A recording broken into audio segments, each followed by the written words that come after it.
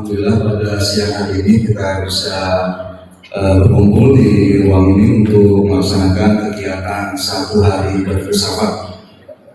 Wilson, 1 hari berfilsafat itu sebenarnya nggak 1 hari. Kita ngerjainnya tadi cuma dari jam 1 terlambat sekitar 30 menit dan mungkin jam 4 nanti udah selesai. Cuma 2,5 jam kenyataannya. Jadi memang para pembohong ini.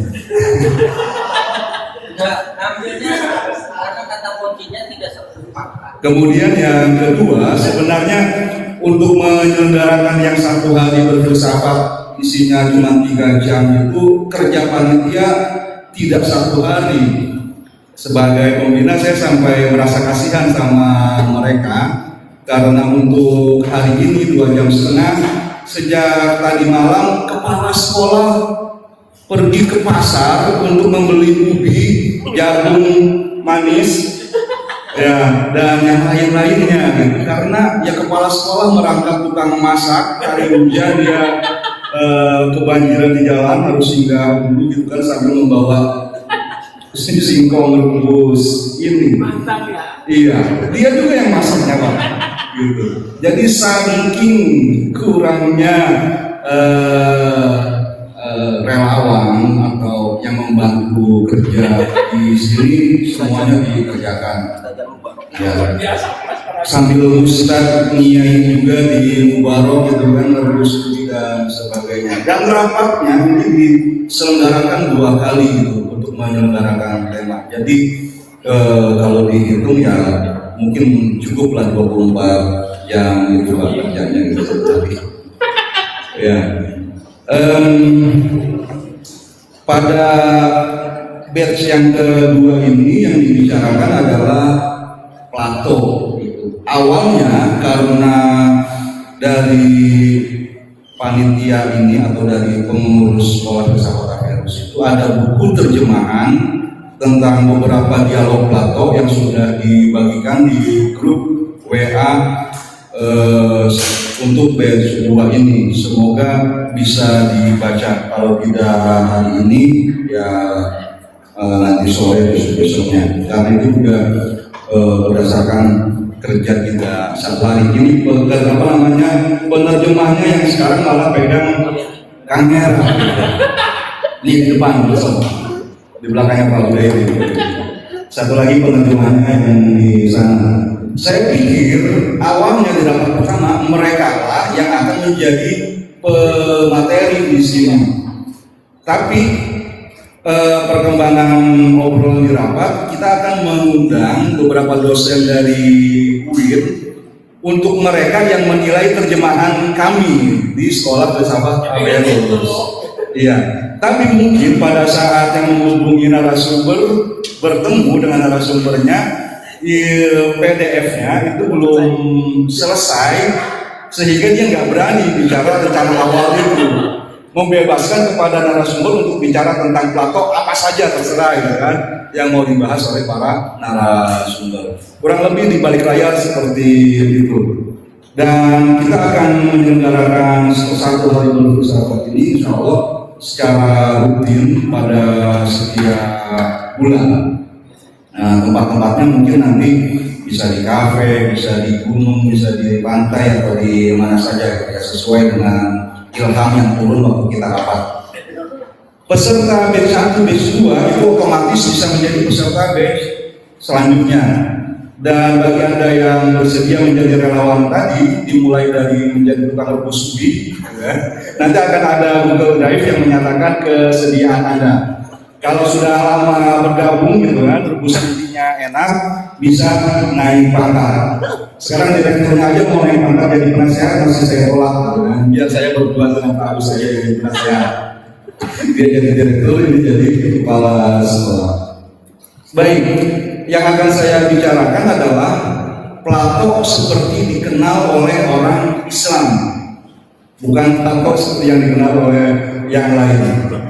Wabil khusus dalam Islam ini juga nggak semua orang Islam, tapi di kalangan para penulis hikmah. Hikmah di sini bukan dalam pengertian hikmah di Banten juga, tapi hikmah dalam pengertian gnomologis. Artinya gnomologis itu buku-buku quotes kata-kata mutiara. Dalam literatur Islam itu banyak sekali buku-buku hikmah atau gnomologis seperti itu. Di file materi batch 2 ini Anda bisa temukan itu di bagian akhir tulisan dari atau terjemahan dari Bang Muhaimin, Caimin. Dia alumni PKI misalnya, Adam. Jadi ya enggak mahal lagi untuk suka filsafat. Ya karena anak PKI kan bakal bertemu dengan manusia gitu ya. Membuka kunci-kuncinya mungkin filsafat itu yang paling ampuh. Itu pertunjukan sama. Silakan dibaca. Apa yang saya tulis juga bersentuhan banyak dengan bagian terakhir dari materi tersebut. Nah, seperti sudah diungkapkan tadi, Plato itu menjadi sangat penting dalam tradisi filsafat karena pertama dialah yang mengabadikan Sokrates. Karena Sokrates tidak mengabadikan dirinya lewat buku, tapi mengabadikan dirinya ya lewat murid yang bagus ini. Nah, murid yang bagus ini lantas yang menuliskan dia. Jadi di batch pertama kemarin ada pertanyaan, mana yang lebih bagus, Sokrates atau Plato? Guru yang bagus yang punya murid yang bagus, atau murid yang bagus yang menulis atau mengabadikan gurunya? Plato sendiri juga punya murid yang menguasai pemikiran setengah dunia, yaitu Aristoteles. Setengah dunia berkuasai dia, kemudian yang berkecimpung di studi Islam itu ya berhutang budi sama Aristoteles ini, karena ilmu-ilmu Islam, terutama ilmu rasional bahkan sampai usul fikih dan fikih itu diformulasi dengan menggunakan logika Aristoteles. Jadi seberapapun Anda fanatik terhadap Islam sebagai agama yang tinggi, yang luhur, itu tidak bisa mengingkari kontribusi orang-orang yang ya, secara identitas tidak bisa memastikan bahwa mereka itu adalah Muslim, apalagi dalam pengertian Islam dan Nabi Muhammad aja belum lahir gitu. Nah, dengan mempelajari Plato ini dalam pandangan orang-orang Islam, menurut saya bisa membantu kesukaan mereka. Para filsuf Muslim ini adalah orang Islam dan mereka suka mengerjakan kajian rasional. Mereka mendapatkan citra yang negatif di masyarakatnya, seperti tadi sudah disinggung oleh Pak Dekan. Nah, dengan menuliskan kata-kata mutiara para filsuf ini, para filsuf Yunani, para filsuf Muslim menjadi punya kesempatan untuk membumikan filsafat, untuk membuat orang-orang awam menjadi sedikit ramah, tidak terlalu cadas, tidak terlalu tajam kritikan dan ketidaksukaan mereka terhadap para filsuf Yunani itu yang menjadi kegemaran mereka. Karena dalam kata-kata mutiara atau wejangan-wejangan para filsuf Yunani itu, kita bisa menemukan banyak kesesuaian dengan apa yang diajarkan atau diucapkan oleh orang-orang suci Islam, mulai dari para nabi, para sahabat, tabi'in, dan selanjutnya para wali dan sebagainya. Saya ingin membuktikan hal tersebut misalnya dengan menyampaikan kata-kata Plato tentang Tuhan dari 3 buku gnomologis, yaitu Mukhtasar Siwanul Hikmah, Al-Hikmah Al-Khalidah, dan Mukhtarul Hikam. Tapi sudah disebut oleh Mukhtasar Siwanul Hikmah itu sudah diterjemahkan oleh saya, tapi sayangnya di pasaran itu sudah sulit untuk dicari. Buku terjemahan bahasa Indonesianya pakai bahasa Inggris, padahal isinya bahasa Indonesia. The Best Chicken Soup of the Philosophers diberikan judul bahasa Inggris karena memang buku terjemahan saya itu adalah berasal dari disertasi Pak Mulyadi di Kartanegara. Saya menerjemahkan teks bahasa Arabnya, Pak Mulyadi Kartanegara menerjemahkan bagian pengantarnya yang berbahasa Inggris, lantas diberikan dulu bahasa Inggris juga. Nah, di dalam Muntahab Siwal Hikmah atau The Best Philosophy itu, begini kata Plato tentang Tuhan. Orang yang pintar seharusnya menghindari hal-hal yang rendah. Hal-hal yang rendah adalah alam. Jadi kita harus menghindari alam. Menghindari alam berarti meneladani Tuhan. Ada kata Tuhannya, saya kutip di sini.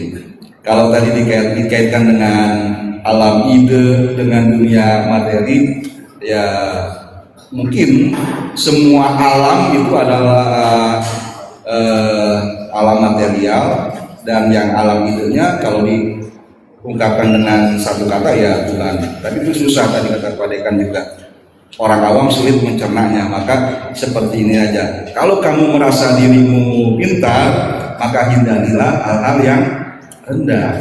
Hal-hal yang rendah adalah alam yang bersifat fisik, yang berupa materi. Pengen makanan, minuman yang lebih bagus dari ubi, gitu kan? Ngapain gitu kan? Adanya ubi yang nikmatilah ubi gitu. Nggak usah terlalu ngoyo dalam hal itu, hindari. Kita harus meneladani Tuhan. Kemudian yang kedua, orang yang jiwanya menolak hasrat-hasrat yang rendah akan tersebar kebaikannya. Orang yang tersebar kebaikannya akan terpuji.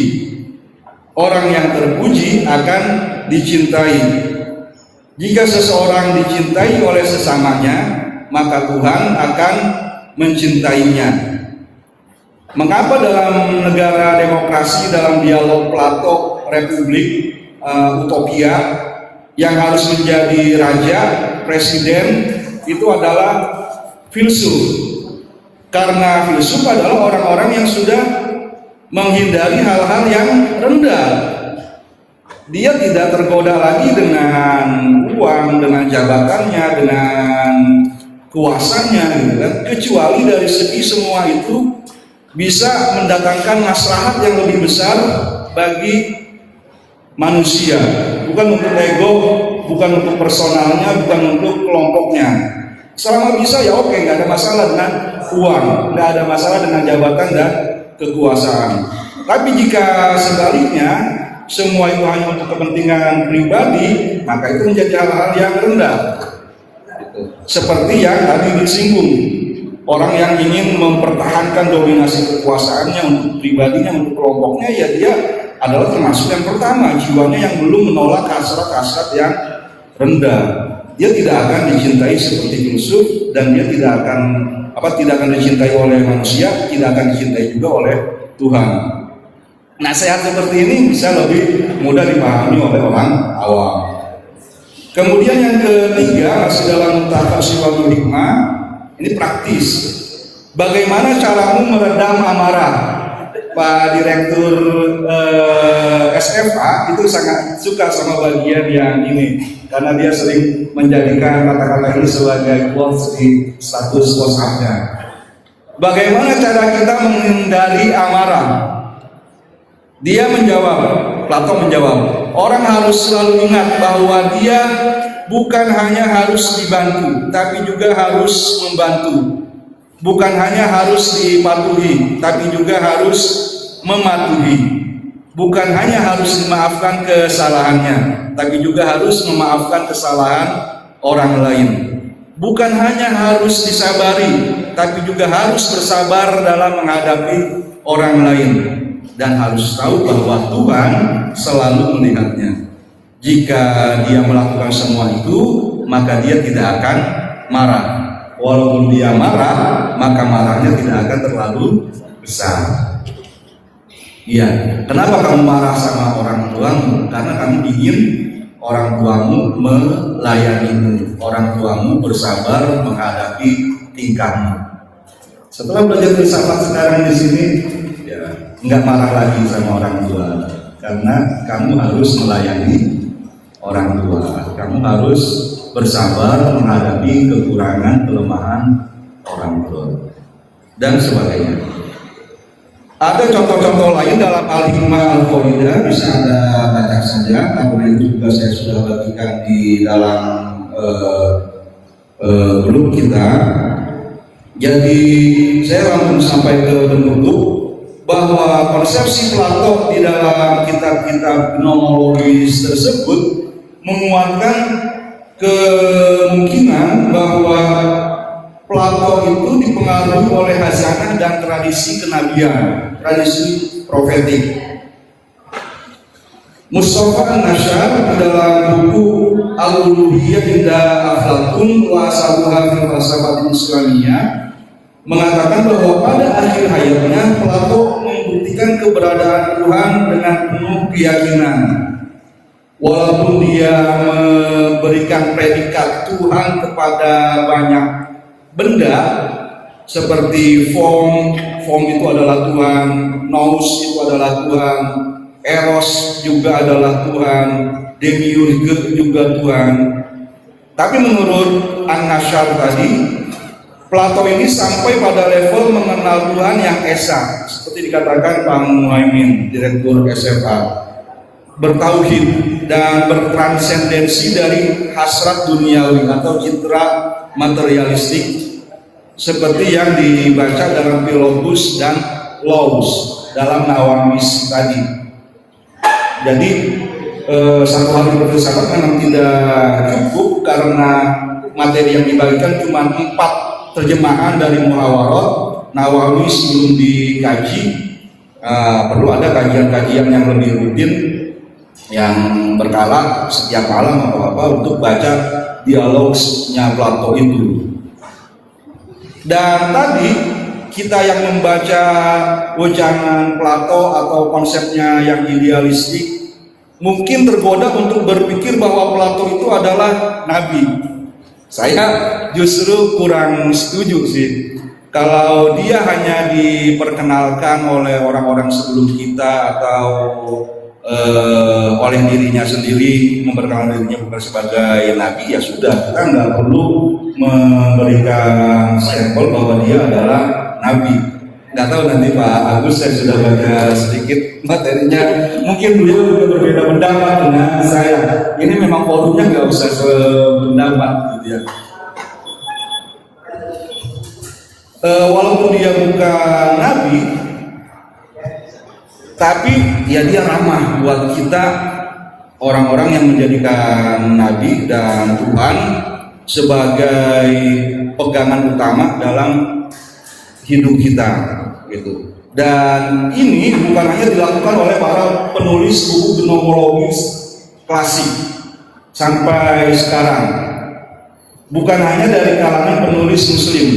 Ada penulis Kristen namanya Gus Jordan menulis tentang Ali, gitu ya. Dia orang Kristen tapi nulis tentang Ali dan isinya itu sangat positif tentang Ali. Ali adalah Sautul adalah al-insaniyah, juru bicara hak asasi manusia.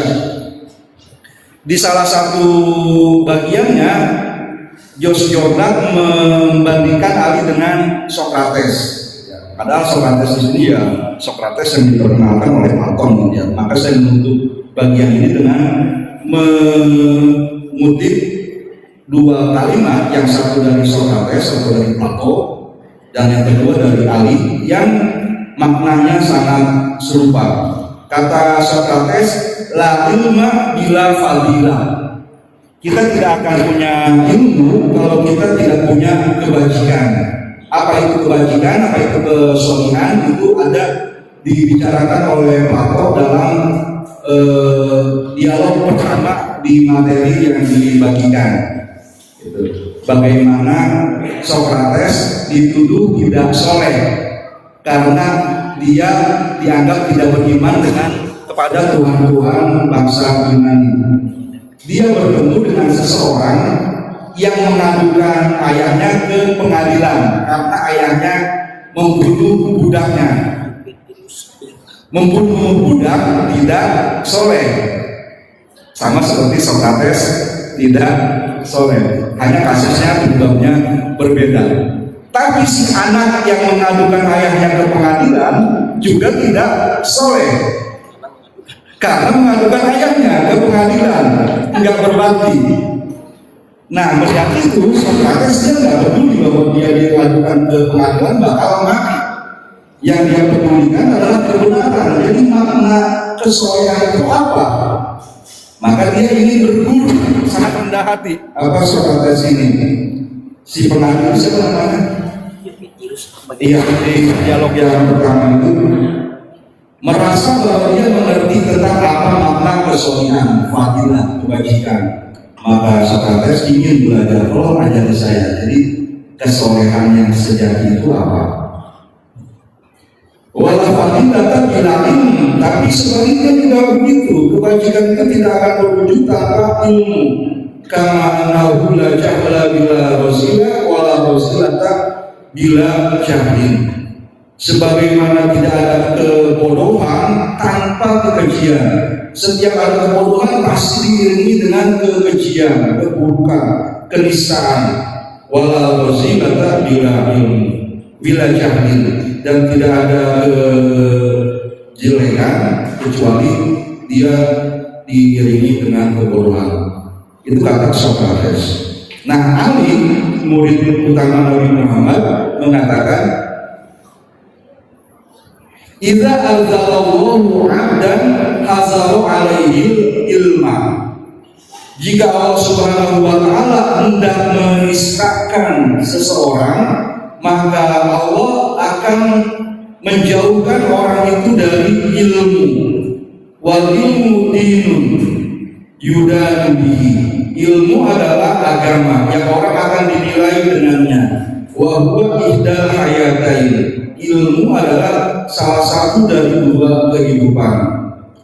Wa aqallun nas qimatan aqalluhum ilma. Manusia yang paling rendah derajatnya adalah yang paling sedikit ilmunya. Jadi filsuf adalah pencinta kebijaksanaan,